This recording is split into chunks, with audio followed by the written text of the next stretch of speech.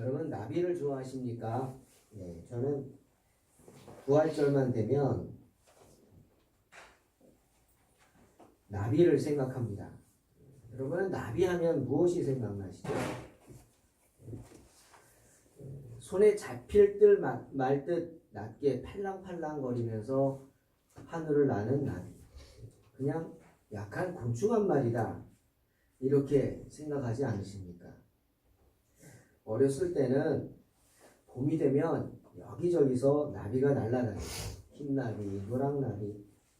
그런데 점점 나비 보기가 힘들어집니다. 왜 그럴까요? 이유가 있더라고요. 가장 큰 이유는 나비가 깨끗한 곳에서만 삽니다. 나비의 본체의 특성이죠. 나비는 깨끗한 곳에서만 살 수 있어요. 그러니 나비가 없어진다는 건 뭐예요? 우리가 사는 세상이 그만큼 오염되었다는 거예요. 이제는 집집마다 공기청정기가 필수품이 되지 않습니까? 나비는 깨끗한 곤충입니다. 우리 혹시 나비를 보거든 잡을 생각하지 마십시오. 나비는요 정말 어렵게 어려운 환경을 견디고 그래서 나비가 됩니다. 많은 시간 알 속에서 삽니다. 알에서 그 겨울을 버티고 얼어 죽지 않으려고 버티다가 봄이 되면 애벌레가 되죠. 살기 위해서 나무를 기어 오릅니다. 나무 위를 기어 올라가야 사는 거예요. 하지만 그러다가 기생벌이 있어요. 작은 기생벌인데요. 파리보다도 작더라고요. 그 기생벌이 이 애벌레 몸에다가 자신의 숙주를 심어 놓습니다. 알을 깐단 말이에요. 숙주가 되는 거예요, 이 애벌레가. 그래서 그 안에서 알이 자라서 그 알들이 자라서 깨서 그 애벌레를 갉아먹어서 나중에는 다 죽어버리죠. 나비 애벌레는 그렇게 죽습니다. 많은 애벌레들이. 또 살아남은 거는 뭐가 돼요? 새 먹이가 됩니다. 어쩌다 살아남았어요. 살아남아도요. 큰 시험이 있습니다. 번데기가 된 후에 그 두꺼운 껍질을 벗고 나와야 돼요. 누가 안 도와줘요. 내가 해야 돼요. 내가. 등이 찢어지는 아픔을 참아야 돼요. 껍질을 벗으면서 날개에 힘이 들어가고 그렇게 막 발버둥 치다가 가까스레 번데기를 벗은 후에 그런 후에야 아름다운 나비로 거듭나는 것입니다. 그러니 얼마나 귀한 나비입니까? 알에서 자라서 그렇게 나비가 될 확률이 1%도 되지 않는다고요. 참 놀랍죠? 애벌레 100마리 중에서 단 한 마리 정도만 겨우 나비가 되는 거예요. 아름다운 날갯짓을 하면서 훨훨 하늘을 나는 그 나비. 100마리 중 한 마리. 1%도 안 된다는 거예요. 얼마나 귀합니까? 잡지 마시기 바랍니다. 저 그런 생각 해봤어요. 우리 인생이 힘들다 그러잖아요. 요즘은 또 많이 힘드시죠? 사는 게 힘들죠. 사업도 힘들고 뭐 정말 많이 힘든 것 같아요 보니까. 하지만 나비를 생각해 볼 때 내가 힘들다고 하는 게 부끄럽기까지 합니다. 힘들다 그래도 우리는 살아가지 않습니다. 나비는 결코 연약하지 않습니다. 북아메리카에 아주 독특한 나비가 있어요. 모나크 나비라는 이름까지 있습니다. 모나크 나비. 이 나비는 날개를 편 길이가 10cm 정도밖에 되지 않습니다. 작은 거죠. 10cm면. 부러질 듯 작고 연약한 날개. 그걸로 날갯짓을 하면서 하늘을 나는데요. 여러분, 이 모나크 나비가 때가 되면 수천 마리가 때를 이루어서 이동을 합니다. 자그만치 2,900km. 2,900. 우리 뭐 부산까지 500km 안 되죠. 부산을 왔다 갔다 3번을 왔다 갔다 해야 하는 그 먼 거리를 이 작은 날개를 가진 나비가 수천 마리가 때를 이루면서 북아메리카에서 멕시코까지 날아가는 거예요. 왜? 추위를 피하기 위해, 번식을 위해. 맞죠? 그리고 봄이 되면 다시 그 먼 거리를 날아와요.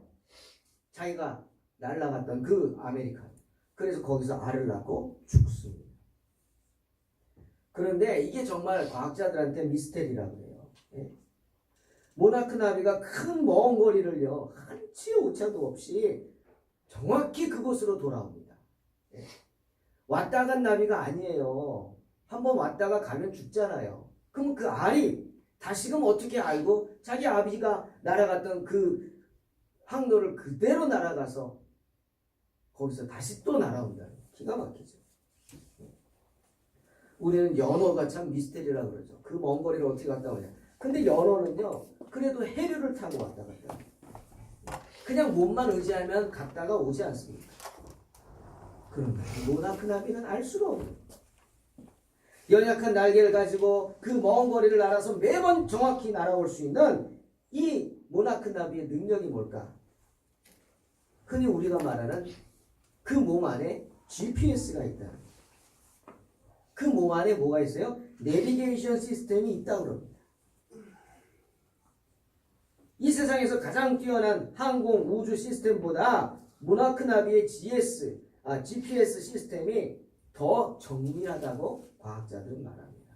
바로 창조주 하나님께서 모나크 나비 유전자와 뇌 속에 심어놓은 그 DNA 덕분이죠. 그런 나비가 연약한 존재입니까? 아니죠. 이런 생각을 해봅니다. 이 모나크 나비가 그 먼 거리를 날기 위해서 무엇을 버리지 못할까요?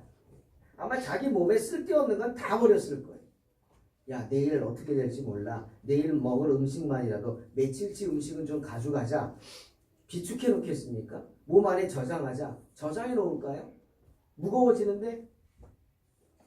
야, 따뜻한 데를 가지만 가다가 추울 수도 있어. 그러니 몸에 가득 털을 자라게 하자. 따뜻해야지. 옷을 입자는 거죠. 나비가 그렇게 하겠어요? 몸이 무거워지는데? 그래서 정해진 목적지에 이룰 수 있겠습니까? 어떻게든 자기 몸을 가볍게 하기 위해서 모든 것을 버리지 않았겠어요? 또 그렇게 정해진 목적지를 향해 날아가는 나비가 한치 앞을 알지 못할 텐데 뭘 믿고 가겠어요? 그냥 자기의 본능을 믿고 가는 거예요. 하나님이 자기에게 주신 그 능력, 그 본능을 믿고 그 본능이 이끄는 대로 날아가는 것입니다. 사랑하는 성도 여러분, 저나 여러분 또한 하나님 앞에서 이렇게 아름다운 한 마리의 나비인 줄로 믿습니다. 계시록 7장 말씀이 생각나요. 이 일 후에 내가 보니 각 나라와 족속과 백성과 방언에서 아무라도 능히 셀 수 없는 큰 무리가 흰 옷을 입고 손에 종려가지를 들고 보좌 앞과 어린 양 앞에 서서 큰 소리로 외쳐가로되 구원하심이 보좌에 앉으신 우리 하나님과 어린 양에게 있도다 말씀하셨습니다. 사도 요한이 본 천국의 모습입니다. 천국에서 주님 앞에 서 있는 많은 사람들의 모습을 사도 요한이 본 거예요. 하나님의 보좌 앞에서 흰 옷을 입은 많은 무리가 주님을 찬양하는 모습을 본 것입니다. 사도 요한은 그때를 이 일 후에라고 표현하죠. 어떤 일 후일까? 성경을 보니까 천사가 세상에 있는 많은 사람들 가운데서 하나님이 택하신 사람들에게 인을 칩니다. 이마에 도장을 찍는단 말이에요. 천국 도장을 찍습니다. 너는 하나님의 백성이다. 찍는 거죠. 사도 요한은 마지막 날에 마침내 번데기를 벗고 천국을 향해 날아가는 수많은 흰나비들을 본 것입니다. 바로 주님이 택한 흰옷 입은 백성들이죠. 나비와 같이 금방이라도 부러질 듯 연약한 날갯짓을 하지 않습니까? 저나 여러분의 모습입니다. 하루하루가 위태롭죠. 시험 앞에서 넘어질 듯 비틀거리는 우리 모습이 나비가 그 연약한 날개로 날갯짓하는 거랑 뭐가 다르겠어요? 하지만 마침내 우아한 모습으로, 평안한 모습으로, 쉬지 않고 끝까지 주의 보좌를 향해 가는 수많은 흰나비들, 주님의 백성들을 본 것입니다. 오늘 본문 누가복음 24장을 보니까 참으로 용감한 여인들이 있습니다. 이분들은 유대인의 핍박을 두려워하지 않았어요. 향품을 들고 주님을 장사 지내겠다고 무덤을 찾아갑니다. 정말 담대하죠. 그런데요, 이 담대한 여인들이 빈 무덤을 보고 떨었습니다. 두려워 떨었습니다. 왜 떨었을까요? 이게 어떻게 된 거야? 왜 무덤이 비어있지? 설마 죽은 자가 살았단 말이야? 어떻게 살아났지? 두려웠습니다. 죽은 자의 부활을 믿을 수 없었기 때문입니다. 죽음이라고 하는 불신의 번데기에 꽁꽁 쌓여 있었던 거예요. 여러분, 나비가 어떻게 해야 나비가 된다고요? 번데기를 벗어버려야 돼요. 네. 내가 벗어야 돼요. 누가 안 도와줘요. 어떤 사람이 야 내가 도와줄게. 그 번데기를 이렇게 칼로 살짝 그었대요. 쉽게 깨고 나오라고. 그랬더니 나비가 어떻게 됐을까요? 나와서 비틀비틀거리다가 날지 못해서 땅에 툭 떨어졌어요. 다 이유가 있는 거예요. 그 번데기 껍질을 벗으려고 등을 찢어지는 고통을 참으면서 막 그냥 용을 써서 어깨에 힘을 길러 결국은 나비가 날갯짓을 할 수 있는 근육을 만드는 거죠. 하나님이 만드신 거예요. 인생의 고난과 시험이 그런 것입니다. 안 당한다고요? 없다고요? 이 세상에 고난 없는 사람 있어요? 시험 없는 사람 있어요? 없어요. 다 있어요. 행복할 것 같죠? 돈 많으면 행복합니까? 천만의 말씀. 부자가 하나님 나라 가는 게 낙타가 바늘기 들어가는 것보다 더 어렵다고 그랬어요. 그게 무슨 뜻일까요?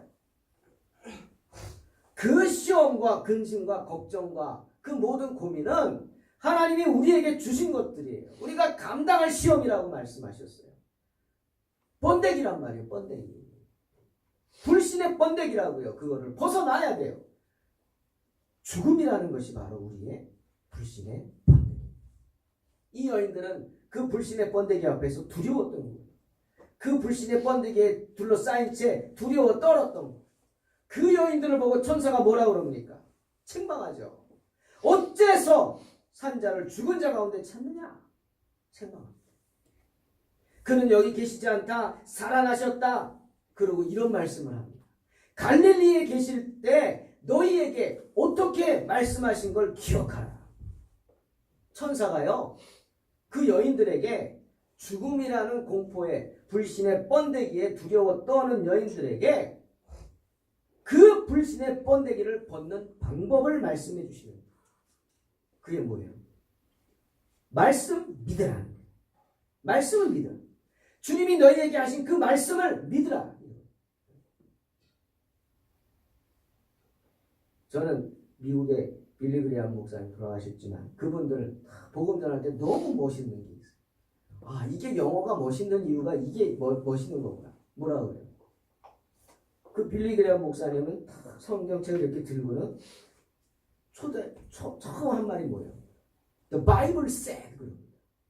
그 말이 너무 멋있는 거예요. 그 말만 들으면 다 끝난 거예요. 잔말하지 말라는 거예요. 이유를 대지 말라는 거예요. 핑계 대지 말라는 거예요. 시비 걸지 말라는 거예요. 인생의 문제에. The Bible said. 성경이 말씀하시기를. 우리는 그렇게 표현하죠. 성경은 말씀하십니다. The Bible said. 얼마나 멋있습니까? 그 말씀을 믿으라는 거예요. 그러면 끝난다는 거예요. 성경에 써 있는데, 성경에 말씀하시는데 무슨 문제가 있느냐는 거죠. 믿으라는 거예요. 천사가 지금 그러는 거예요. 너희들 죽은 자를 산 자 가운데 찾지 마. 주님이 너에게 갈릴리에서 말씀하시지 않느냐. The Bible said. 믿으라는 거예요. 뭐라고 말씀하셨어요? 누가복음 24장 7절에 나오죠. 인자가 죄인의 손에 넘기워 십자가에 못 박히고 제3일에 다시 살아나야 하리라. 말씀하셨다. 십자가에 못 박힌 후 3일 만에 살아난다고 말씀하시지 않았느냐. 오늘 3일 아니냐. 그러니 뭐예요? 살아나셨다. 우리 주님 부활하셨습니다. 할렐루야. 네. 우리 주님 사망 권세를 이기고 부활하셨습니다. 부활절은 주님의 그 말씀을 다시금 기억해야 하는 날이죠. 사랑하는 성도 여러분. 우리 주님은 죄인의 손에 넘겨져 십자가에 못 박히고 제3일에 다시 살아나셨습니다. 할렐루야. 네. 그렇게 주님의 부활을 믿는 저와 여러분은 계시록 7장 말씀과 같이 마치 흰나비처럼 흰옷을 입게 될 줄로 믿습니다. 인생의 그 험난한 시간들을 훨훨 날아서 마침내 주님의 나라로 가게 될 줄로 믿습니다. 모나크 나비에게 놀라운 GPS 능력을 심어주신 주님께서 저와 여러분 가운데 그 누구도 흔들지 못할 부활 신앙을 심어 놓으신 줄로 믿습니다. 주님 말씀하셨어요.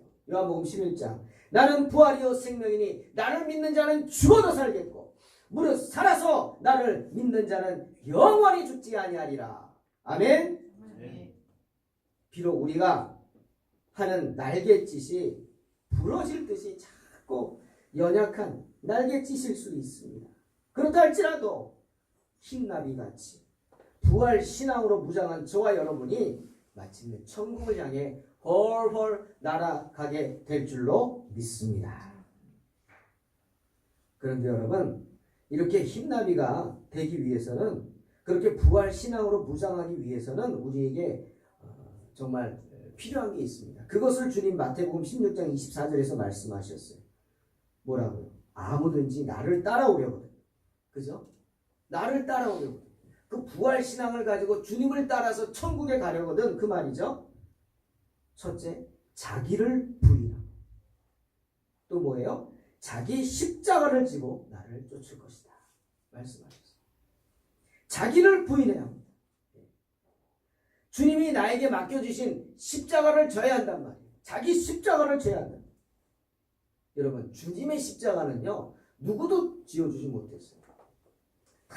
주를 버려도요, 저는 결코 주님 버리지 않습니다. 큰 소리 쳤죠? 베드로가 십자가 못 졌어요. 다 도망갔어요. 오직 주님의 십자가는 누구만 져요? 주님만 져요. 다시 말하면 오직 우리가 지어야 할 우리의 십자가, 나의 십자가는 누구만 져요? 나만 지는 거예요. 천국 갈 때 아내 발잡고 갈 수 있어요, 없어요? 못 간다는 거예요. 오직 믿음, 나의 믿음으로 구원받는 거지. 남의 믿음으로 덩달아 갈 수 있는 게 아니라는 말이죠. 내 십자가는 내가 져야 한다. 그 말입니다. 여러분, 십자가를 진다는 게 무슨 뜻이에요? 그냥 예수님처럼 나무 십자가에 달려서 매달려 죽어야 한다. 그런 뜻일까요? 아니죠. 자기 부인하고 나를 따르라는 말씀처럼 십자가를 진다는 것은요, 자기를 부인하는 거예요. 내 고집을 버리는 거예요. 내 생각을 버리는 거예요. 주님이 그러셨잖아요. 겟세마네 동산에서 주님이 십자가의 고통이 괴로워서 내 아버지 할만하시거든 이 자를 내게서 지나가게 하소서 기도했죠. 얼마나 괴로웠으면, 그 십자가 고통이 괴로웠으면 그러셨겠습니까? 얼마나 십자가 지는 게 싫으셨으면 그랬겠냔 말이에요. 하지만 주님 뭐라 그랬어요? 이내 자기를 부인하지. 하지만 나의 원대로 마옵시고 아버지 원대로 하옵소서. 이겁니다. 이게 자기를 부인하는 거예요. 나는 싫어. 난 싫단 말이야. 하지만 그 내 생각이 아니라 아버지의 생각을 따르겠다는 겁니다. 아버지의 원대로 하겠다는 겁니다. 이게 자기를 부인하는 것입니다. 사도 바울에게는 육체의 가시가 있었습니다. 많은 분들이 간질이었다. 간질 무섭잖아요. 갑자기 정말 이상해져 버립니다. 내 몸이. 이성을 잃어버립니다. 정신을 잃어버리죠. 눈이 뒤집어지고 거품을 불고 덜덜덜덜 떨다가 쓰러져 죽습니다. 빨리 입을 막아줘야 돼요. 제 중학교 때 우리 영어 선생님 참 존경스럽더라고요. 제 옆에 있는 친구가 간질이었나 봐요. 난 처음 봤어요. 그때 갑자기 수업 시간에 막 책상을 흔드는 거예요. 덜덜덜덜 막 흔드는. 그 제가 미쳤나 진짜. 수업 시간에 이게 무슨지 깜짝 놀랐죠. 근데 딱 보니까 어떻게 해요? 눈이 뒤집어졌어요. 흰자만 보여. 입에 막 거품을 보여. 몸을 떨어. 무섭더라고요. 그래서 영어 선생님이 갑자기 저 강대성에서 뛰어와가지고 자기 그 볼펜으로 입을 막는 거예요. 입에 막 끼워주는 거예요. 그러고 안아주시더라고요. 참 그 선생님 돌아가셨겠지만 너무 존경스러웠어요. 전 선생님들 존경합니다. 그래서 잘못하면 혀 깨물고 죽는다는 거죠. 바울이 그랬어요. 바울이. 근데 민망한 건 뭐냐면 바울은요 병자들을 고치잖아요. 심지어 바울의 손수건을 갖다 놓으면 귀신도 쫓겨났어요. 그런데 바울이 자기 병은 못 고치는 거예요. 더 민망한 거는 설교 시간에 쓰러진단 말이에요. 설교하다가 갑자기 하고 이러고 쓰러져 버린다. 거품 물고. 이게 얼마나 민망하겠어요. 특히 갈라디아 교회에서 큰 집회하다가 갈라디아 4장 15절 보니까 쓰러졌어요. 또 발작을 일으켜서. 근데 갈라디아 교인들이 어떻게 했어요? 비난할 만하잖아요. 야, 남들 병은 고치면서 너는 뭐냐? 다들 그렇게 비난할 만한데 갈라디아 교인들은 그런 바울을 안아줬어요. 감싸줬어요. 너무 감사해서 바울이 뭐라 그래요? 너희들은 나에게 눈이라도 빼어줄 정도로 사랑하는 자구나. 얼마나 감동했으면 그렇겠어요. 그래서 그 육체 가시를 없애달라고 3번이나 깊이 기도했습니다. 고린도서 12장 8절 보니까 3번 아멘처럼 3번은 많이 했다는 거예요. 그런데 기도하는 중에 주님이 말씀하세요. 고린도서 12장 9절 내 은혜가 내게 족하도다. 이는 내 능력이 약한 데서 온전하여짐이라. 주님의 음성을 듣습니다. 싫어요 주님. 창피해서 못 살겠습니다. 하필이면 왜 말씀 전하다가 거품 물고 눈 뒤집어 쓰고 그냥 뒤집어 막 그냥 흰자 보이고 쓰러집니까? 싫습니다. 덕이 되지 않아요. 고쳐주세요. 안 고쳐주시면 나 이제 안 합니다. 막 때를 쓰겠죠. 그런데 바울은요. 그 주님의 음성을 듣고는 이내 받아들여요. 이게 내가 져야 할 십자가구나. 육체의 가시를 제거해달라는 그 자신의 생각, 자신의 뜻을 버리는 거예요. 맡기는 거예요. 자기가 져야 할 십자가로 받아들이는 것입니다. 자기를 부인하는 겁니다. 사랑하는 성도 여러분, 자기를 부인하는 것은요. 생각과 마음만이 아니에요. 이 세상의 삶의 모든 수단입니다. 현대인들이 제일 좋아하면서 무서워하는 물질도 마찬가지예요. 주님이 오죽하면 오직 너희를 위하여 보물을 하늘에 쌓아두라 하시겠어요. 물질에 대한 욕심 버리라는 겁니다. 물질은 너무 필요한 겁니다. 저도 물질 좋아합니다. 하지만 물질 때문에 내 신앙을 팔고 믿음을 팔지는 않습니다. 그러니 한 번 더 깊이 생각해 보시기 바랍니다. 주님이 부르시면요. 언제든 우리는 주님께로 나아가야 합니다. 근데 뭘 가져갈 수 있겠어요? 비싼 옷 하나만 입고 갈게요. 됩니까? 그거마저 벗겨버립니다. 여러분. 그것마저 태워버립니다. 우리가 이 세상에서 가져갈 수 있는 건 하나도 없다는 거예요. 그저 세상 가운데 찢기고 벌거벗겨진 그저 내 몸뚱아리 하나만 가져갈 수 있겠죠. 주님이 그 추함을 또한 주의 은혜로 성도라는 흰옷으로 가려줄 뿐입니다. 이렇게 십자가를 진다는 것은 세상 모든 미련을 버리는 겁니다. 욕심을 버리고 생각을 버리고 뜻을 버리는 것이죠. 그리고 버리기만 하면 또 안 되겠죠. 뭐예요? 주님과 더불어 승리해야겠죠. 십자가를 졌다는 게 무슨 뜻입니까? 여러분, 내가 십자가 졌어. 그 말은 뭐예요? 이겼다는 뜻 아닙니까? 더 이상 나는 사단의 노예가 아니야. 나는 승리자야. 그 뜻이죠. 십자가를 졌다는 건 승리했다는 겁니다. 그게 무슨 뜻인 줄 아십니까? 주님의 은혜에 올라탔다는 겁니다. 주님의 은혜에 묻어갔다는 겁니다. 이제 그 말은 뭐예요? 난 이제 모든 거 주님께 맡겼어 하는 겁니다. 역대하 20장을 보니까 유다의 왕 여호사밧이 믿음으로 살려고 애씁니다. 여러분, 믿음으로 살려고 할 때 어떤 일이 일어나요? 유혹이 많습니다. 유혹도 많고 시험도 많고. 시험만 있는 게 아니에요. 사탄이 얼마나 교묘한지요. 유혹을 합니다. 유혹. 시험만 하면 싸워야 돼. 이거 아니까요. 유혹을 한다니까요. 왜 우리 늘 하잖아요. 네? 맛있는 음식을 먹으면서 여자분들이 다이어트는 언제부터 해요? 내일부터 하잖아요. 오늘은 이거 먹고 내일부터. 이게 사탄의 유혹이거든요. 사탄은 그렇게 유혹하는 거예요. 교회 열심히 나가라고. 근데 다음 주부터 가라고. 이렇게 사탄은 달콤한 것을 줍니다. 야, 너 여기 가야 되잖아. 이거 즐겨야지. 유혹합니다. 여호사밧이 열심히 신앙생활합니다. 아스라 목상을 없애버려요. 온전한 마음으로 주님만 바라봤다 그래요. 그러자 무슨 일이 생겨요? 주변에 모압과 암몬의 무리들이 많은 군대를 끌고 쳐들어옵니다. 시험이죠. 그러자 여호수아는 어떻게 했어요? 군대를 모으고 싸울 준비를 한 게 아니라 그 말을 듣고 여호사밧은 바로 얼굴을 주님께로 향하고 백성들에게 금식하라고 선포합니다. 그 말은 뭐예요? 하나님께 매달려 기도하라는 겁니다. 그러자 놀랍게도 온 백성들이 성전으로 나와 기도합니다. 온 백성들이 자기 생각 자기 뜻 버리고 야 지금 군대를 한 명이라도 더 모아야지 외국에 군대를 사오든지 해야지 이게 무슨 짓이야?가 아니라 하나같이 다 성전으로 모여서 십자가를 진 채 엎드리는 거예요. 그 위급한 순간. 왜 그런지 아세요 여러분? 성경에 그 이유가 나옵니다. 성전으로 나와 이 모든 유다 백성들이 기도한 이유, 나와 기도한 이유가 뭐냐? 바로 말씀을 의지했기 때문입니다. 솔로몬이 성전을 건축하고 주님께 봉헌하면서 드린 기도의 응답을 믿었기 때문이죠. 솔로몬이 이렇게 기도합니다. 역대하 20장 9절. 주님, 만일 재앙이나 난리나 견책이나 전염병이나 기근이 우리에게 임하면 주의 이름이 이 성전에 있으니 우리가 이 성전 앞과 주 앞에 서서 이 환난 가운데 주께 부르짖은즉 들어주소서. 그리고 구원하소서. 이렇게 기도합니다.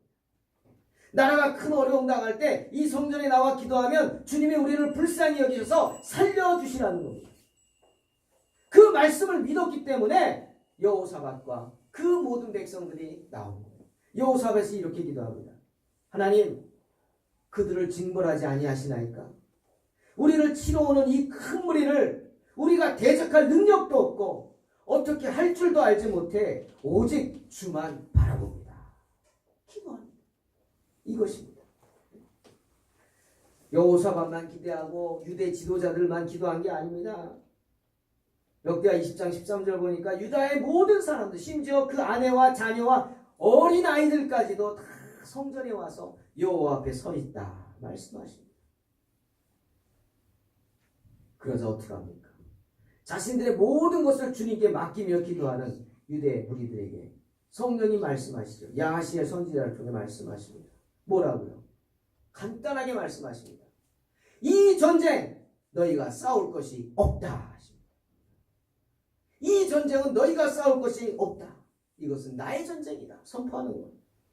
그저 너희들은 항호를 이루고 서서 나가서 여호와가 구원하는 것을 보라 합니다. 마치 영화를 보듯이 구경하라는 겁니다. 유다와 예루살렘아 너희는 두려워하지 말며 놀라지 말고 내일 그들을 맞서 나가라 합니다. 싸우라는 게 아닙니다. 나가라고 합니다. 그냥 앞에 가서 서 있으라는 거죠. 여호와가 너희와 함께 하리라. 어떻게 됩니까? 참 놀라운 일이 일어납니다. 여호사밧의 믿음이 대단하죠. 여호사밧이 어떻게 했어요? 승리를 확신하고 찬양을 합니다. 거룩한 백성들에게 택해서 예복을 입히고 군대 앞에서 행하게 하면서 맨 앞장서서 나가라고. 칼이 아닙니다. 창이 아닙니다. 성가대가 찬양을 하면서 맨 앞장서서 나가면서 찬송을 부르니까 성경에 분명히 말씀하시죠. 노래와 찬송이 시작될 때 여호와께서 복병을 주셨다. 유다를 치러 온 암몬 자손과 모압과 세일산 사람을 치게 하셨다. 그들이 서로 싸워 피차 살육하게 하셨다.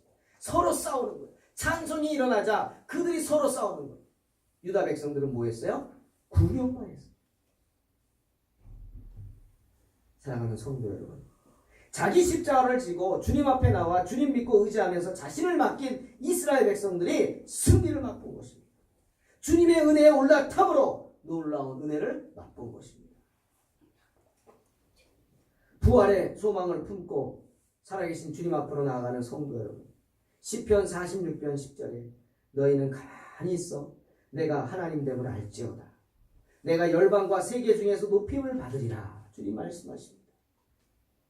주님께서 모나크 나비에게 놀라운 GPS 능력을 주신 것처럼 주님께서 우리에게 부활의 소망을 주신 줄로 믿습니다. 그 십자가 부활을 믿고 모든 것을 주님께 맡긴 채 나아가시기를 주의 이름으로 축원합니다. 어제 부활절 계란을 만들면서 막 만들고 이렇게 놓은 걸 보고 있는데 우리 여기 위에 맨 꼭대기 사는 분이 따라하고 올라가는 거예요. 그래서 불이 나게 막 가지고 뛰어가서 줬어요. 부활 축하한다고.